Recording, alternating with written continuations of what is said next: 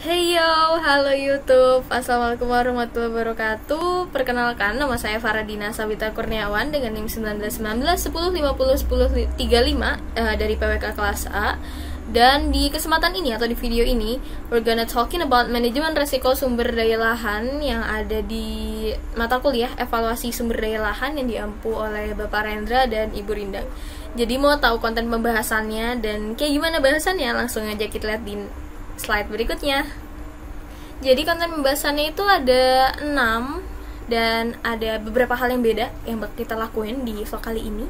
Jadi yang pertama ada identifikasi kawasannya seperti apa sih yang dijadiin studi kasus permasalahan. Terus yang kedua ada rumusan masalah atau apa-apa aja yang sudah terjadi atau yang menjadi polemik dan masalah di lokasi penelitian tersebut. Lalu yang ketiga, ini intinya yaitu manajemen resiko yang berkaitan dengan sumber daya lahan. Lalu yang keempat ada analisisnya dari pembahasan yang ketiga.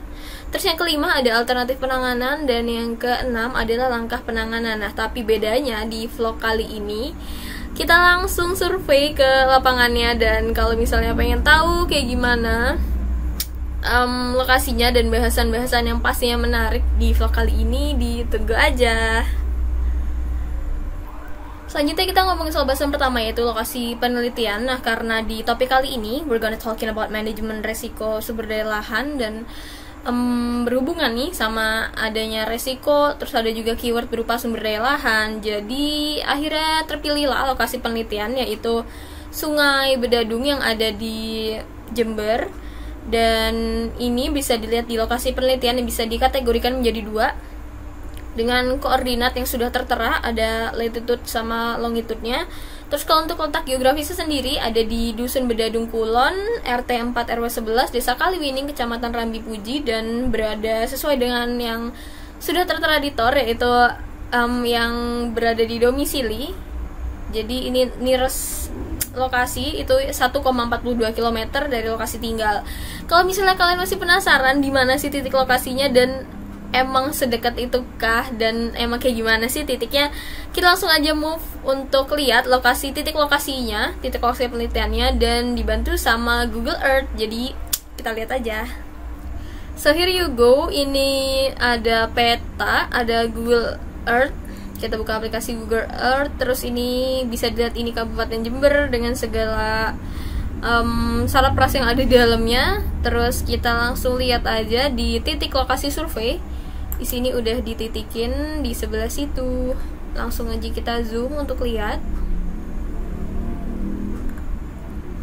Nah, bisa dilihat langsung. Ini ada alirannya. Jadi ini bisa dibilang anak sungai yang emang bisa dilihat, ikutin garisnya. Itu emang mengaliri di Kabupaten Jember. Seperti itu. Jadi ini adalah lokasi penelitian yang tadi dieluh-eluhkan. Jadi lokasinya di mana, dan ini dia di Sungai Bedadung yang mengaliri hampir seluruh Kabupaten Jember. Dan sungai yang memiliki panjang 191 km ini mengaliri 7 kecamatan. Jadi nggak heran kalau misalnya panjangnya sampai 191 km. Jadi 7 kecamatan itu bisa dilihat di slide. Itu ada Jelbu, Kalisat, Pakusari, Patrang, Sumbersari, Kaliwates, dan Rambi Puji, yaitu lokasi penelitian atau titik penelitian yang barusan kita lihat. Nah, selanjutnya adalah identifikasi kawasan. Jadi kalau dari tadi judulnya udah ngomongin sumber daya lahan, terus juga ngomongin soal mengulik sedikit tadi di judul itu ada resiko bencana. Jadi bencana yang dimaksud, kenapa tadi lokasi penelitiannya di DAS itu Sungai Bedadung. Di sini sudah termuat di dalam RT RW Kabupaten Jember kalau misalnya lokasi penelitian yang akan dibahas selanjutnya itu masuk ke dalam kawasan rawan banjir. Jadi ada di Kecamatan Rambi Puji. Lalu juga jalur evakuasi bencana banjir bisa dilihat dengan skema jalan lingkungan, jalan desa, jalan lokal, jalan kolektor di Kecamatan Rambi Puji menuju ruang evakuasi terdekat. Berdasarkan hal tersebut, jadi ini bisa dirangkum beberapa rumusan masalah yang dihadapi oleh lokasi penelitian.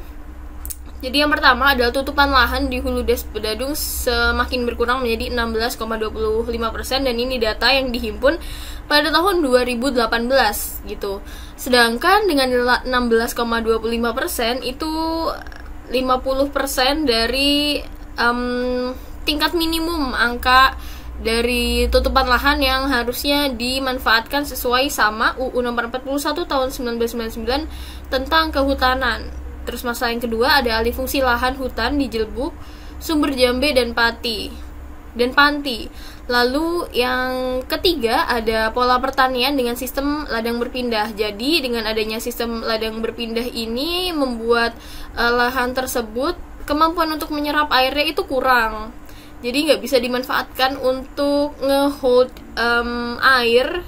Sedangkan kalau misalnya air itu nggak di-keep, itu bisa jadi flood, jadi banjir gitu. Terus yang keempat ada kebiasaan buang sampah, dan habis ini kita langsung ke lokasinya dan bisa ngelihat sendiri timbunan sampah yang benar-benar numpuk di pinggirannya. Lalu yang terakhir adalah jenis tanah lempung yang tidak mampu meresap air. Jadi jenis tanahnya sendiri di sekitar situ adalah jenis tanah lempung, jadi nggak bisa nge-keep air. Seperti penjelasan yang sudah dijelaskan pada vlog sebelumnya, jadi di bagian kali ini akan menunjukkan lokasi langsung. Jadi kita datengin langsung nih lokasinya. Jadi ini adalah aliran Sungai Bedadung. Jadi balik lagi ke pengertian awal. Jadi Sungai Bedadung merupakan salah satu sungai terbesar yang ada di Kabupaten Jember, dan alirannya itu mengalir sampai ke beberapa kecamatan. Jadi ada 7 kecamatan yang mengaliri sungai ini, yang dialiri oleh sungai ini, dan salah satunya adalah Rambi Puji. Jadi di lokasi sekarang bisa kelihatan aliran sungainya. Ini adalah salah satu lokasi yang ada di Kecamatan Rambi Puji, tepatnya ada di Desa Kaliwining. Untuk lokasi sekarang bisa dilihat kalau misalnya bisa dikatakan dengan alirannya segini ini masih dapat dikatakan surut. Sedangkan untuk banjir terakhir, ini kan banjir tahunan, jadi secara berkala dan pasti terus ada berkelanjutan gitu banjir ini. Itu bisa dilihat sampai di titik aku berdiri. Jadi if I can show you guys, ini di belakangnya ada timbunan sampah, dan di pohon belakang itu bisa dilihat tingginya setinggi itu airnya. Dari yang aslinya segini bisa segini. I'm gonna give you the capture abis ini. Ada capturannya setinggi apa airnya. Kalau misalnya kita lihat gap jaraknya dari sini dan ke sini.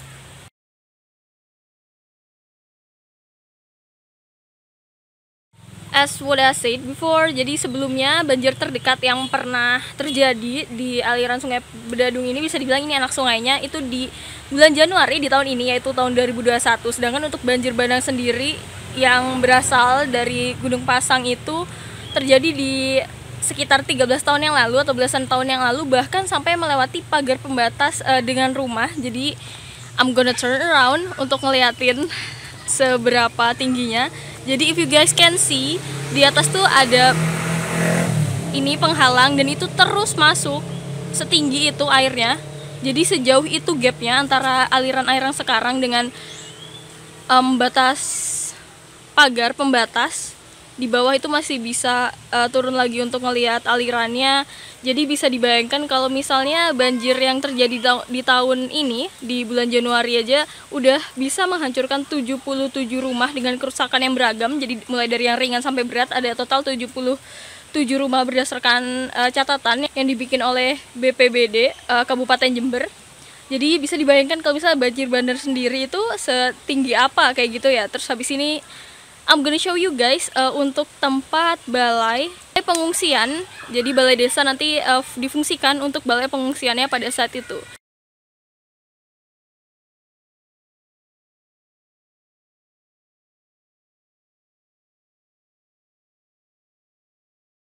Oke, setelah kita udah ngidentifikasi masalah, terus langsung terjun nih ke lokasinya. Langsung aja habis ini kita akan move ke bagian analisis. Ada 3 aspek atau 3 komponen yang harus dilihat untuk analisis hal ini. Jadi apa aja?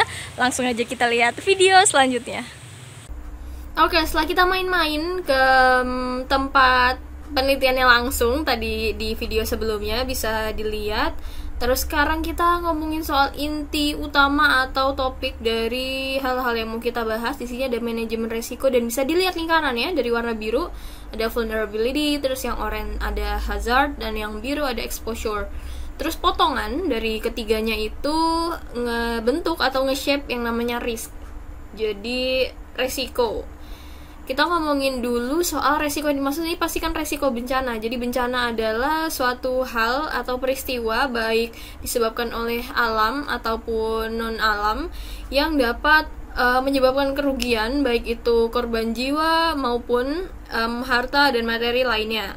Sedangkan untuk manajemen resiko sendiri, tadi kan udah ngomongin soal bencana dan resiko bencana. Kalau untuk yang manajemen resiko sendiri sama seperti makna awal atau definisi, balik lagi ke definisi soal manajemen, yaitu potensi untuk mengurangi resiko terjadinya bencana tersebut. Dan hal-hal itu sebenarnya bisa dikaji dengan memperhatikan 3 aspek. Jadi yang pertama ada hazard, terus ada yang kedua vulnerability, terus yang ketiga ada exposure. Jadi kalau misalnya kita bahas satu-satu akan seperti berikut. Untuk yang pertama ada di warna orange, itu ada hazard. Hazard itu berarti maknanya suatu ancaman. Jadi that's why di bawah itu ada penjelasan mengenai dangerous phenomenon. Jadi kalau di bagian hazard ini nanti kita akan implementasikan di lokasi penelitian atau kita kaji hazardnya itu yang kayak apa atau ancamannya itu yang kayak apa. Dan ini pengertiannya ada berupa dangerous phenomenon atau fenomena yang membahayakan. Lalu selanjutnya di poin kedua ada vulnerability atau kerentanan. Jadi nanti di lokasi penelitiannya juga poin-poin yang akan dibahas antara lain berupa soal kerentanan yang terjadi dalam hal fisik, lalu dalam hal sosial, ekonomi, lingkungan, terus juga ada kemampuan untuk mengatasi suatu permasalahan dan juga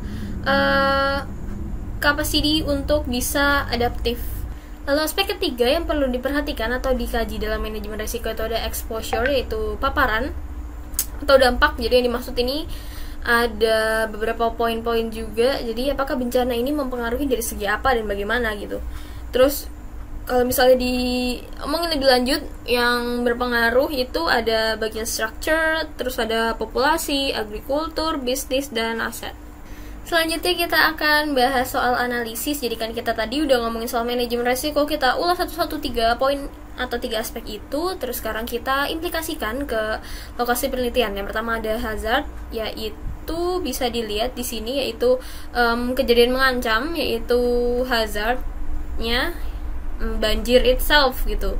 Banjir yang nantinya akan berdampak dan berimplikasi pada kerugian-kerugian yang lain. Jadi langsung aja kita move ke vulnerability-nya atau kerentanan. Jadi yang pertama untuk lingkungan sendiri, seperti yang tadi dilihat di lokasi existing pun banyak sampah-sampah dan juga dapat mencemari lingkungan. Belum lagi kalau bawa bakteri dan banjir sendiri itu sampai tahunan kan, dan pastinya akan menjangkit atau kena di dalam kulit dari para korban banjir ini sendiri. Lalu yang kedua ada fisik. Yang jelas terlihat adalah, jadi tadi juga udah dilihatin ada foto soal rumah yang ada di pinggiran sungai itu dan di sekitaran sungai itu. Jadi pastinya sedikit atau banyaknya akan mengalami kerusakan kepada rumah warga, dan nantinya juga akan dibahas di bagian exposure juga, di bagian struktur. Lalu yang ketiga ada bagian ekonomi, pasti kerugian materi karena banyak barang yang hanyut dan hilang, terus juga barang-barang yang rusak seperti kendaraan bermotor. Dan waktu itu mendapatkan kesempatan untuk bisa langsung ke lokasi saat banjir, dan bisa dilihat kalau seperti kendaraan yang memang masuk air, mesinnya pasti akan mengakibatkan kerusakan di kendaraan itu sendiri. Lalu untuk sosial, ini lebih ke hubungan sama kawasan-kawasan yang berada di sekitarnya. Ini akses menuju kawasan lainnya pasti terhambat, dan juga dengan adanya banjir ini pasti kan ngeblok suatu titik ke titik lainnya. Jadi adanya potongan yang bisa membuat dari kawasan A, B, dan C. Jadi misalnya digambarkan ini A, B, dan C, terus yang B ini kena banjir, pasti juga akan mempengaruhi aktivitas yang ada di area A dan C, seperti itu. Lalu untuk adaptif, itu lebih ke kondisi sosial mereka. Terus sekarang juga lagi pandemi, pasti juga harus memutar otak bagaimana bisa untuk fit into society yang lagi kena resiko banjir. Terus yang selanjutnya adalah exposure atau dampak untuk bisnis sendiri, yaitu sektor perdagangan dan jasa yang di sekitar pastinya langsung mati, karena balik lagi ke tadi, kerentanan dan kerugian yang dihadapi. itu kerugian materi juga, dan harta pastinya juga akan terkuras. Jadi sektor perdagangan dan jasa pasti tidak berjalan dengan semestinya. Lalu untuk aset masih sama, karena mempengaruhi dari barang-barang itu, barang yang dimiliki oleh para korban pasti menimbulkan kerugian. Lalu untuk aspek pertanian sendiri di bagian dampak itu yaitu produktivitas dan keseimbangannya terganggu. Jadi misalnya ada lahan yang pertanian tadi juga cukup banyak sebenarnya sawah di lokasi penelitian. Habis ini I'm gonna drop the video about it. Itu mengganggu produktivitasnya. Jadi yang tadinya emang normal atau regular aja panen ya pasti akan terganggu, dan keseimbangannya pun udah nggak terjaga. Lalu untuk populasi, bila ada korban jiwa pasti populasi ikut menurun. Dan untuk struktur seperti yang tadi dijelaskan, itu masuk ke vulnerability yang fisik. Itu untuk struktur tekanan air tanah terhadap struktur bangunan itu akan membuat pondasinya menjadi terganggu atau tidak kuat lagi, seperti itu.